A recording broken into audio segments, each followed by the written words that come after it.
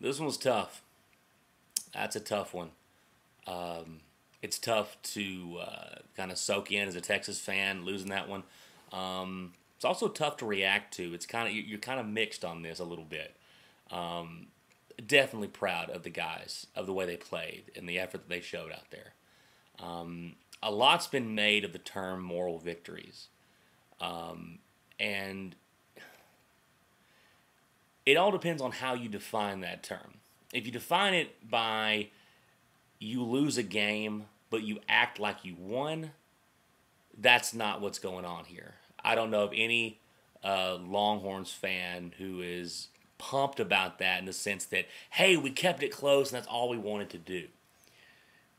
But I do like the fact that, and when I heard that after the ball game, a lot of the fans stayed to do the Texas fight, to say thank you to the team for how hard they played, knowing that they were outmatched in the game against Oklahoma, and to be able to force it into a game where Texas could have had a chance there at the end.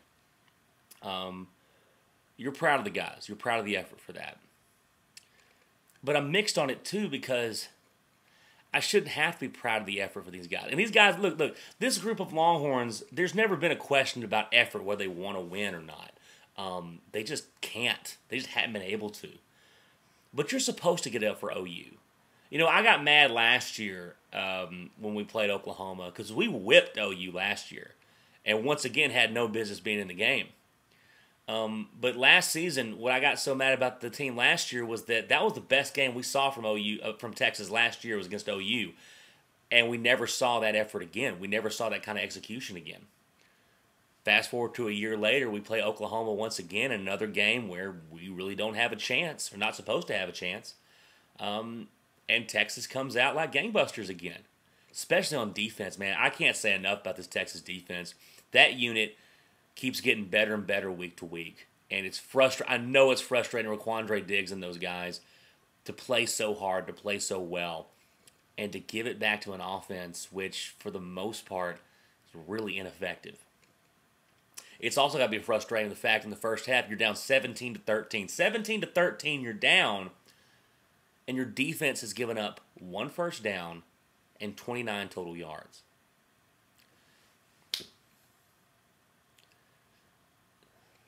I don't know what to really go from that. That right there is where we lost the game. It wasn't in the second half where OU finally kind of get together. They got a couple of touchdowns. Oklahoma, they may have their struggles. They're not as good as everyone thought they were when the season started. But they're going to score. You're not going to shut these guys out. But the thing is, you take away one of those stupid things where our special teams are awful and you give up a kickoff return, or you take away the swoops pick six, Horns probably win this thing. Mathematically, they do win this thing. Now, of course, ifs and buts and those breaks are part of football. That's important to point out. But Texas outplayed OU, and they did. They really did. But playing hard is one thing. But playing smart, that's a whole different ballgame. This team right now has a very low football IQ. And that's what's really frustrating, especially on the offensive side of the ball, is because they were getting together. There were times where Tyrone Swoops looked awesome. There were some times where he threw some balls in some windows, made some decisions. He actually, on the zone read, he actually pulled the ball a couple times and actually made OU have to read that and got a couple big runs on that, which was great. And then there were other times made some really poor decisions. Jackson Shipley had a big night. John Harris once again. Marcus Johnson is up and down, up and down. Running backs wise, Malcolm Brown running hard. Johnny Gray's trying to find his feet and everything. But a lot of this though goes on the coaching staff, and you guys know I'm a huge Charlie Strong guy. I really like what I'm buying in to what he's wanting to do with this program, especially when it comes to off the field things. But Coach Strong preaches discipline. But it feels like this team is really more focused on discipline off the field. But on the field, not much. Not today they weren't. And it's not just all the false starts and dumb penalties, which that was one thing. But also just not understanding, how football works and what situation you're in. That last touchdown the Horns scored, everyone knew, or should have known, you got to go for 2 there to cut it to 3. We had to waste a timeout because the guys didn't know or wouldn't be called in from the sidelines that, hey, touchdown, great job, no time to celebrate because you got to line up for a 2-point conversion. Had to waste a timeout. And then when OU got the ball next, we only had 1 timeout. You give us another timeout, that's another 40-something seconds. Now, who knows? More than likely, we don't win that ball game. But it's those kind of things. You're taking that option out of your arsenal by doing that stuff. That's the frustrating part of this, man. Man, I am happy with the way Texas really fought in this game. And you know, the term moral victory gets thrown around, and there's different definitions for what that is. And of course, at Texas, you know, no matter how good or bad you are, moral victories are not what you're showing up for, and you don't take pride in that. If you define moral victory by, hey, we barely lost, but hey, we only barely lost, and you treat it like a victory, no. You don't do that. But if you want to take a look at the game and say, hey, is this something we can build on? Is this something that we can take some pride in the fact that, hey, there's something here, we can work with something? I think this is one of those kind of games.